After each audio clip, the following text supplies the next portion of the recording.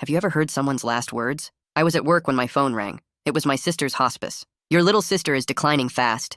She has maybe a few hours left if she's lucky. The clipboard fell from my hands. For months, I'd been the one sleeping in that chair beside her bed, learning how to braid her thinning hair, watching Frozen with her for the 100th time.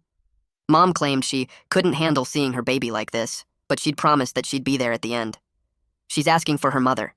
I was already running to my car. I'm 20 minutes away, there's construction on I-95. Please, just hold the phone to her ear, let me talk to her. Of course. I could hear Rose's labored breathing through the phone. Hey, Butterfly, it's me. I'm coming right now, okay? Mommy's coming too. Mommy? Her voice was so small. I called Mom while merging into gridlock traffic. 20 minutes was now looking like 40. She answered on the fourth ring. In the background, I could hear loud music and the clink of glasses. Mom, it's Rose. The hospice says she could be gone any minute. Oh, honey, I'm at bottomless brunch with the girls from book club.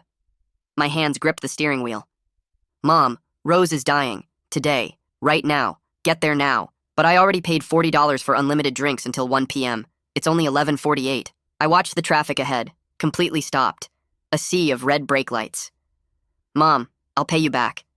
I'll pay you $1,000. Just please. I heard her talking to someone else. Another round for the table. The peach bellinis this time. Mom, I've had like 6 mimosas, honey. I need to eat something first. Can't show up drunk to a hospice. I hung up and called the hospice back. I need someone with Rose. Anyone. Please don't let her be alone. All our staff are with other patients in critical. What about volunteers? Other families? Anyone? I called my ex-girlfriend. No answer. My roommate, Rose's teacher from before she got sick. Weekend trip. All too busy to visit a 9-year-old on the brink of depth. At 12:15 p.m., the hospice nurse held the phone to Rose's ear again. Is Mommy coming? She whispered. She's on her way, Butterfly. The lie burned my throat. I called Mom again. Mom, Rose specifically asked for you. Please. I said I'll come after. They just brought the French toast. I can't waste food. Your daughter is dying. Don't be so dramatic. You said she has time. I called her an Uber from my phone. It was canceled 2 minutes later by the rider. I called her sister, my aunt. I'm not getting involved in your mom's issues again. 12:30 p.m. Mom texted, just one more drink, then I'll leave. Traffic finally started moving. GPS said 35 minutes. I called 3 of Mom's neighbors, begging them to physically drag her out of the restaurant. They all had excuses. 12:45 p.m. I called Mom again. She was slurring now. Why are you being such a buzzkill? She's been dying for months. What's another hour? At 1 p.m., the hospice nurse came back on. She's asking if her mommy is mad at her. My vision blurred with tears. I was still 8 minutes away.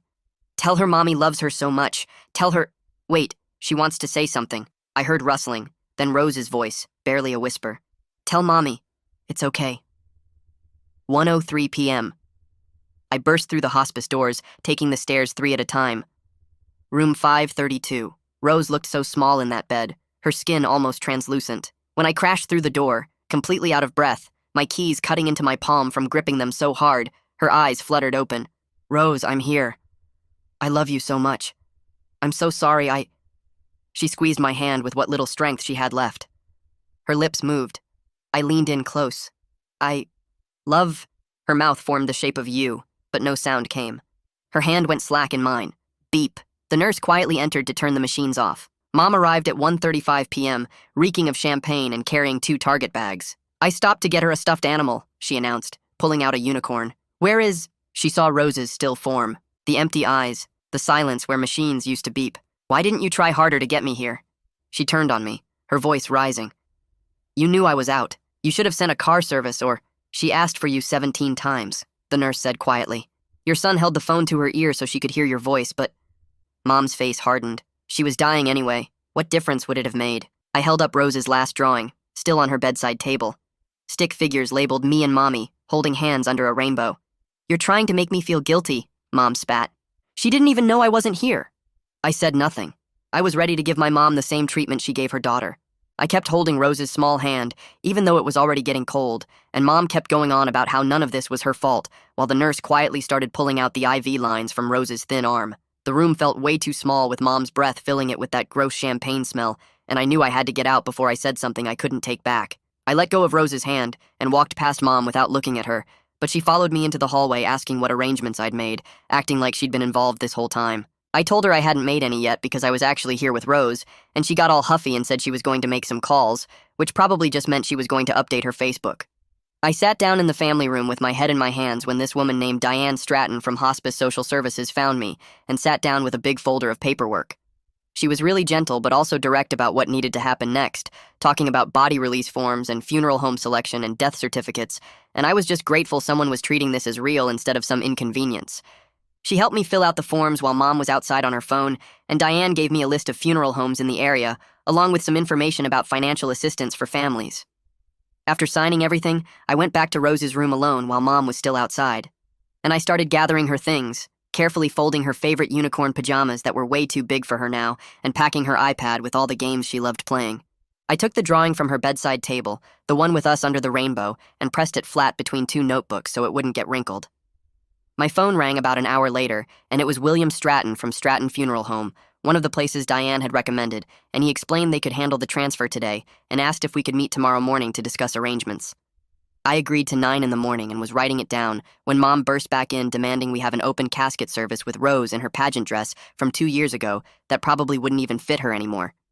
She wanted flowers everywhere and a reception at the country club, making it all about how things would look to other people while refusing to talk about who was going to pay for any of it.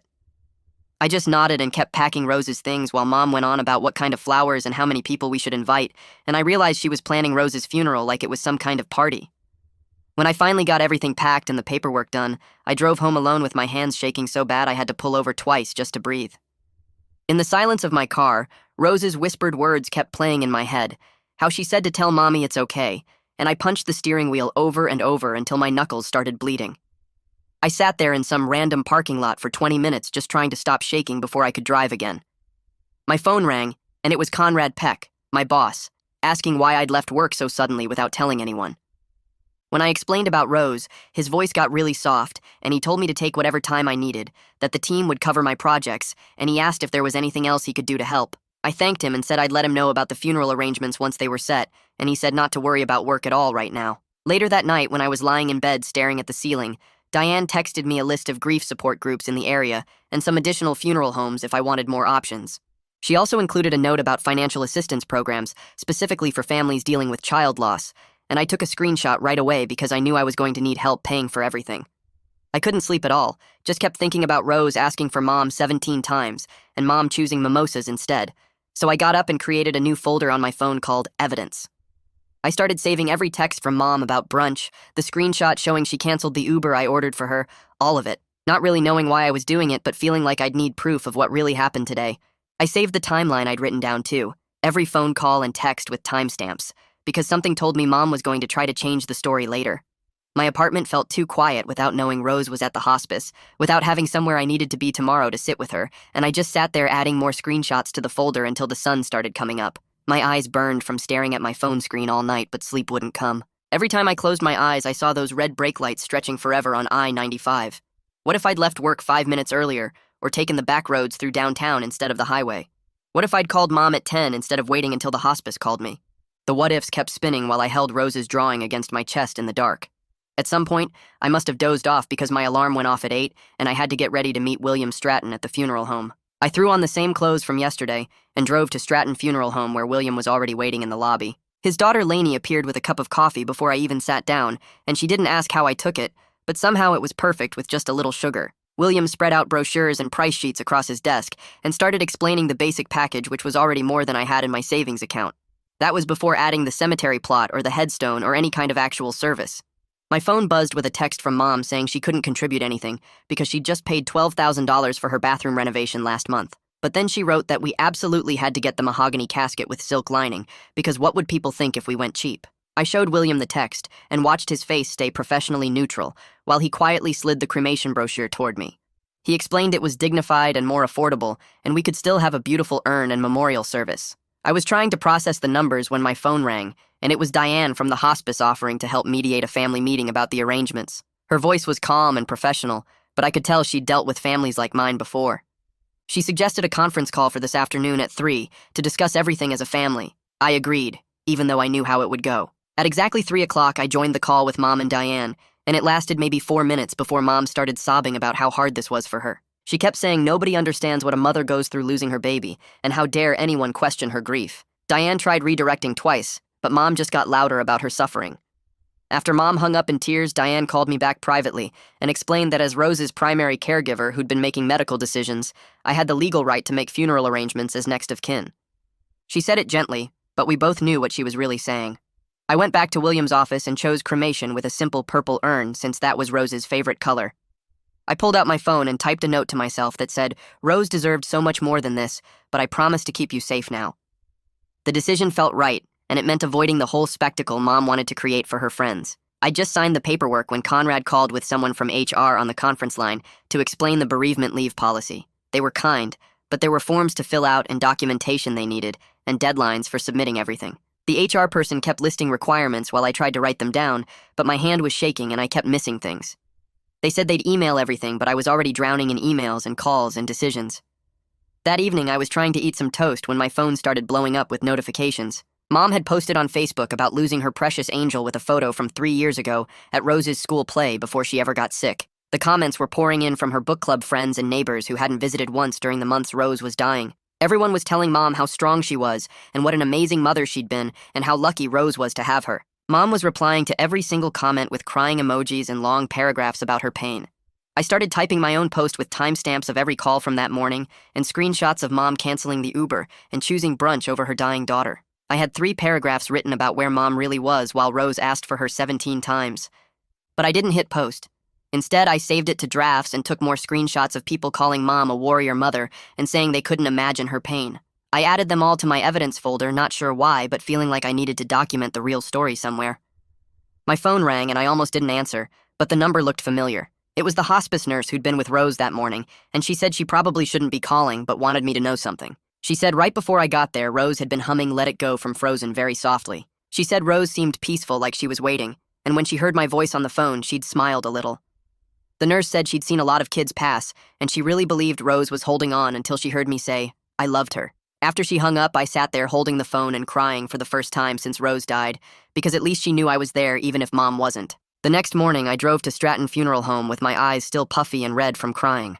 William met me at the door, and his daughter Lainey brought me coffee without asking while we walked through their showroom. She pulled out different urns from the display shelves and set them on the counter one by one. The bronze ones looked too heavy and serious for a 9-year-old. The white marble felt cold when I touched it. Then Lainey showed me a purple one that wasn't too big or too fancy. I picked it up and turned it in my hands, feeling the smooth surface. She mentioned they could engrave butterflies on it since that's what I'd called Rose, and I nodded because my throat was too tight to speak. William handled all the paperwork at his desk while I signed where he pointed and tried not to look at the total cost at the bottom. Back at my apartment, I opened my laptop and typed out an email to Mom with every single funeral expense listed line by item. I asked her to just cover the flowers she kept insisting we needed for appearances. 20 minutes later, my phone buzzed with her response calling me manipulative and cruel for trying to guilt her about money when she was grieving. At the bottom, she'd pasted a link to plastic flowers from the dollar store with a note that these would be just fine. I stared at my bank account balance and thought about starting a GoFundMe, but the idea of explaining to strangers that Rose's own mother wouldn't help pay for her funeral made my stomach turn. The shame felt too heavy to put into words that people would read and judge. My phone rang, and it was Diane calling with news about a small grant from a children's grief foundation. She said it could cover up to $2,000 of the funeral costs, and she'd already started gathering the paperwork we'd need. She walked me through each form over the phone and emailed me the links while we talked. I spent the next 3 hours at my kitchen table filling out every section of that grant application. I attached copies of the funeral home receipts and Rose's medical records from the past 6 months. The hardest part was writing the letter about our situation, where I had to explain being Rose's primary caregiver while Mom was absent. My hands shook typing about the months I'd slept in that hospital chair and learned to give her medications through her port. Diane said those details would strengthen the application, but each sentence felt like reliving it all over again. That night I couldn't sleep, and at 3 a.m. I grabbed my phone and hit record on a voice memo. I talked for 20 minutes straight about Mom's selfishness and how she'd abandoned Rose when she needed her most. I described every detail of that morning with the timestamps and the brunch, and Rose asking 17 times for a mother who chose mimosas instead. I played it back once and heard my voice breaking and getting louder with each accusation. Instead of sending it, I saved it to my evidence folder with all the screenshots and texts. My phone buzzed with an email from Conrad asking about project deadlines and saying the team was struggling to cover my workload. He wasn't trying to pressure me but needed to know when I might be back. The guilt hit immediately because the world kept spinning and expecting things from me while Rose was gone. I closed the email without responding and decided to drive to Mom's house while she was at her Wednesday wine club. I still had my key from when I used to check on things before Rose got sick. Her room looked exactly the same as the day she'd gone into the hospital 6 months ago, with stuffed animals on the bed and drawings taped to the walls. I started packing her favorite things into a box when I saw papers on her little desk. There in Rose's shaky handwriting was a letter that started with, "Dear Mommy, I hope you're not sad when I'm gone." I had to sit down on the floor because I couldn't breathe looking at those words she'd written maybe weeks ago when she could still hold a pencil. The letter was only half finished and ended mid-sentence about wanting Mom to remember the good times. I folded it carefully and put it in my pocket, knowing I'd never show it to Mom. Rose deserved to keep her last words private, without them being twisted into another performance for Mom's friends. I decided right there that the letter would go in the urn with her ashes where it belonged. My phone rang, and it was Mom demanding we hold the memorial at her country club because her friends expected it. She refused to use the hospice chapel where Rose's nurses wanted to say goodbye. When I said no, she threatened to plan her own separate service and invite everyone we knew. She said I was being selfish and trying to exclude her from her own daughter's memorial. I hung up without responding and added her voicemail to my evidence folder, even though I didn't know what I was collecting evidence for. 3 days later, Diane called while I was eating cereal to tell me the grant got approved for $1,500, which would cover most of the cremation costs. I transferred $800 from my savings right away to cover the rest and knew I'd be eating ramen and peanut butter for the next few months, but at least it was done. That afternoon, I sat at my kitchen table with a blank notebook trying to write Rose's eulogy and kept starting over because everything sounded wrong.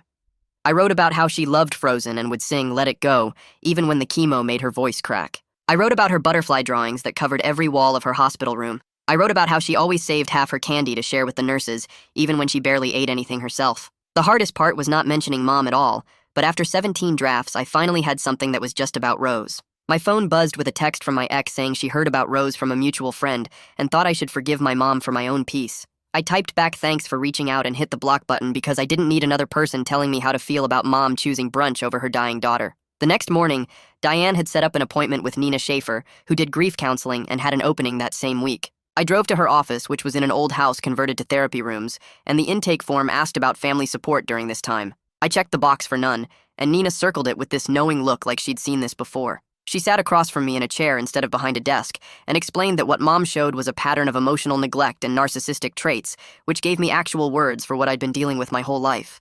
When I started getting mad talking about the brunch, she taught me this breathing technique where you breathe in for 4 counts and hold for 4 and out for 4, which actually helped my hands stop shaking.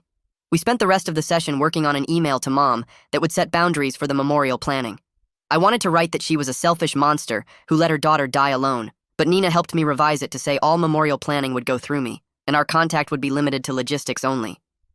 The email took 40 minutes to get right, because Nina kept having me remove the angry parts and focus on clear boundaries instead of accusations.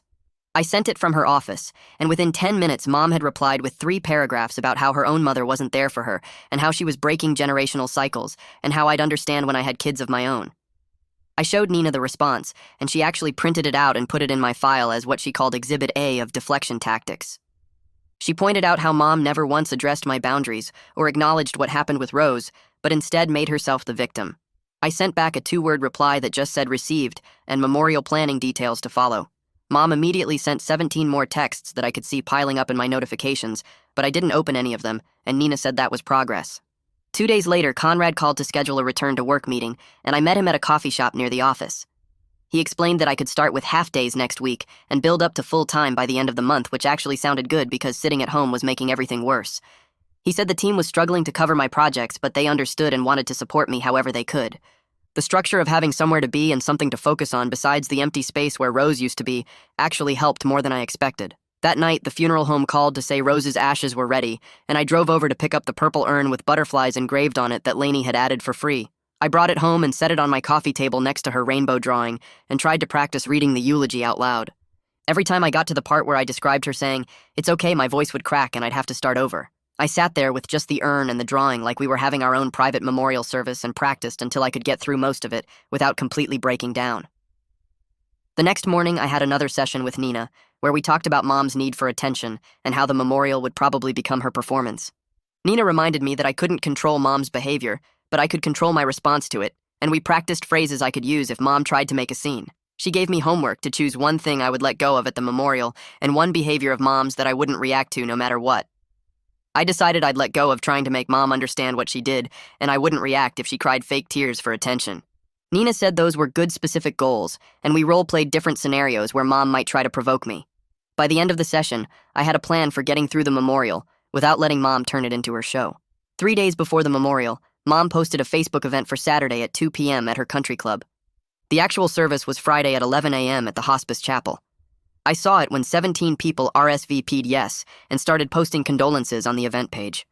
My fingers shook as I typed a correction in the comments section.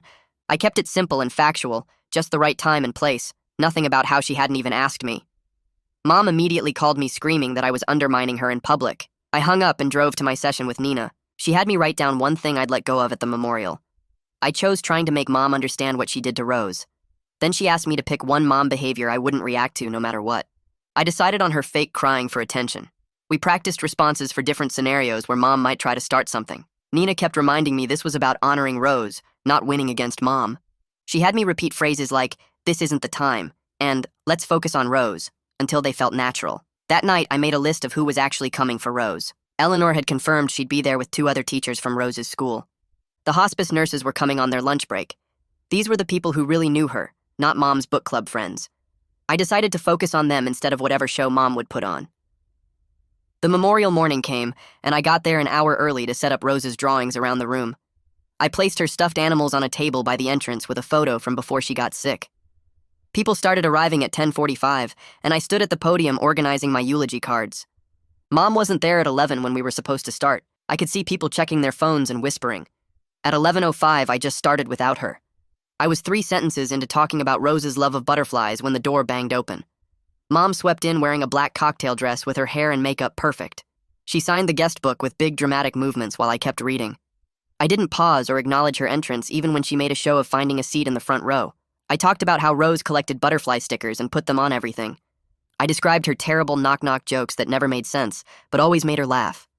I told them about the Frozen songs she'd sing during chemo to cheer up the other kids.